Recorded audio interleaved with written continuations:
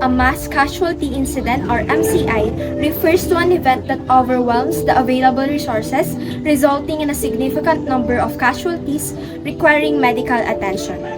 These incidents can range from natural disasters to terrorist attacks and accidents involving multiple victims. The emotional impact on both victims and respondents can be profound, leading to feelings of shock, grief, guilt, and trauma.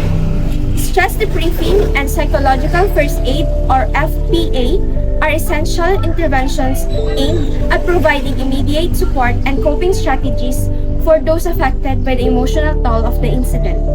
These interventions help individuals process their experiences, reduce the risk of long-term psychological harm, and promote resilience in the face of adversity, ultimately aiding in the healing and recovery process.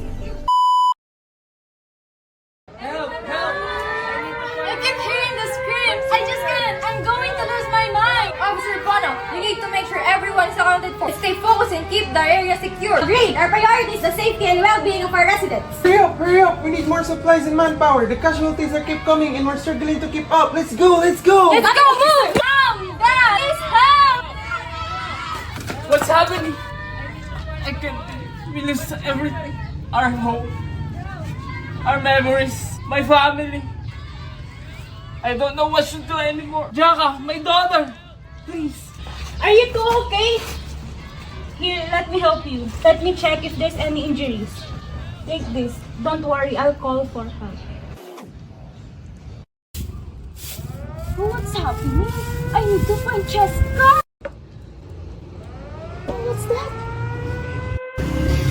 Mare, have you heard? Yes, Mare, I heard that they left the candle on and accidentally fell off. What do you expect from this bunch of poor people, right? They've always been so careless. No wonder it's happened.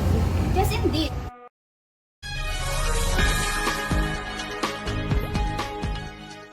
Good evening, everyone. This is Kharisza-Anne Arnobit reporting the fire incident happened in an informal settlers from Tondo, Manila this afternoon. A devastating fire has ravaged this neighborhood, leaving families displaced and lives shattered. As emergency responders continue their efforts to extinguish the flames, we must not forget the emotional toll this tragedy has taken. Stress debriefing sessions will be available to provide much-needed support to those affected. It's crucial and that we come together as a community during this difficult time.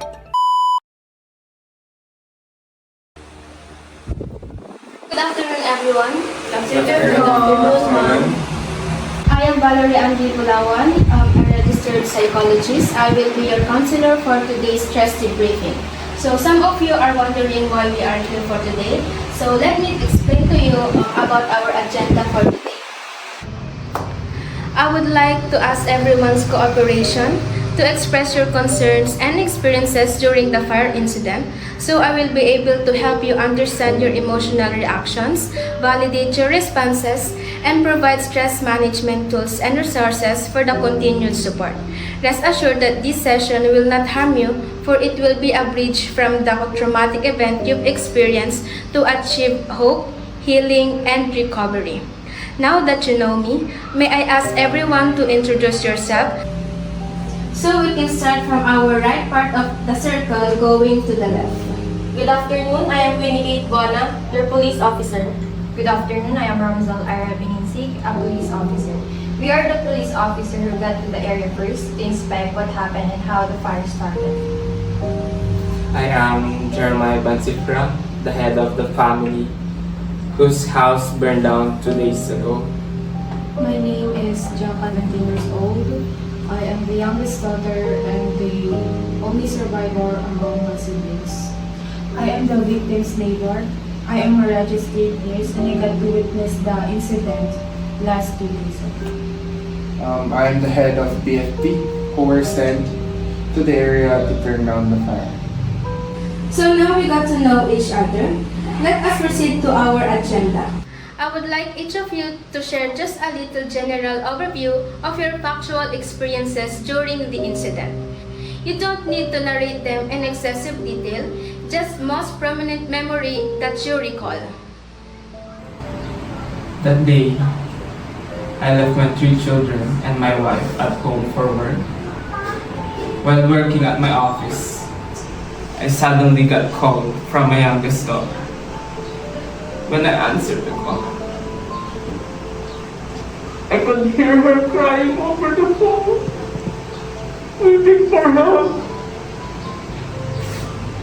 I keep on asking her, what's happening? But she only answered me with cries. And I suddenly rushed home, only to find out our home got burned with my wife and 2 children inside the home. That day was like a typical day. I took my rest since it was my day off at work.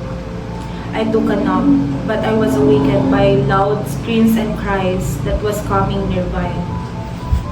I decided to go out to see what's happening, and there I saw my neighbor's house being burned down by big fire. I ran to my house and get as many wet blankets as I could and called 911 for help. I tried to go inside the premises and look for casualties that needed medical attention. There, I saw this young lady on the floor unconscious and gave her the immediate care that she needed. After some interventions, She got her consciousness back and started to weep for her family loss. Let us start for our first question. I would like to know what was the worst thing that happened about this event for you, personally. The worst thing about this incident for me was losing our home, my mother, and my siblings. I'm sorry. It's just so hard to talk about it. I couldn't help but to blame myself because I could have done something to save them, but I wasn't able to. Ever since that incident happened, I couldn't eat and sleep properly. It's like everything is just a nightmare to me, and I'm hoping that I get awakened from. The worst thing about this incident on my part was hoping we could still save the victims. My team did our very best and risked our lives hoping we could still save the patients, but we have not. I cannot help but to think about what ifs. What if we arrived sooner than we did that time? Have we saved the victims? The question keeps me awake every night. I am a father too, and I cannot imagine how painful it is to lose your family. Since the incident happened, how does the incident affected you in your daily living activities? That was my first time witnessing such a tragedy. Since the incident happened, I get flashbacks all the time. Even when I tried different things to shrug it off, I just kept recalling all the scenes during that day. It made me have trouble sleeping and have nightmares. Their loud voices are still in my mind. Sometimes, I feel like I'm losing my mind. When times like this happen, what I do is to take a deep breath and try to calm, even for a bit. This impacted me in a way that I was not able to go to work because of that. Since that incident happened, a lot of things have changed. I cannot eat well, and due to this, I lost weight unexpectedly. I couldn't even sleep properly even if I need to. Because every time I closed my eyes, all I could see was the tragic event that happened. Those things are still fresh in my mind that I wish I could get rid of. I get more emotional most of the time. My mood changes drastically. Like sometimes I become so happy, and then after a while I get so mad. I I don't know what to do, Amy. And I don't know how I'm going to save myself from this disaster. Based on what you have shared during this session, I can feel everyone's sincerity on what has happened. I just want to assure you that what you are feeling are all valid. Even when the incident was extremely traumatizing, I hope that you all can move beyond the tragedy. As time goes by, I hope you can find ways to heal, especially to the bereaved family of the victims. I want you to all to stay brave and handle this gracefully at your own pace. Anyone who still something to share with the group? For me, this debriefing helps me to have more hope for my daughter and I. Aside from it, it helps us to express our feelings of the tragedy my family had gone through. It's also taught us how to cope with what happened. Anyone who still wants to share something from the group? If there are no more addendum, I would like to extend my gratitude for each and every one of you. Your bravery in sharing your experiences and healing journeys has been truly inspiring. May you all find lasting peace within yourselves and may continue to inspire others. Thank you everyone for your cooperation and participation for this session. Thank you, ma'am. Thank you, ma'am. We appreciate your effort and time. We thank you for being here for us and we were able to express our feelings for today. Thank you for your time, and this session made me feel relieved.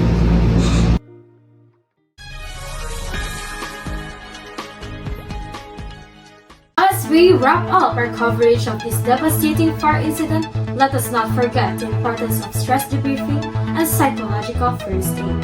The road to recovery will be long and challenging, but with the support of our community, mental health professionals, and we can begin to heal. Remember, it's okay not to be okay, and seeking help is a sign of strength.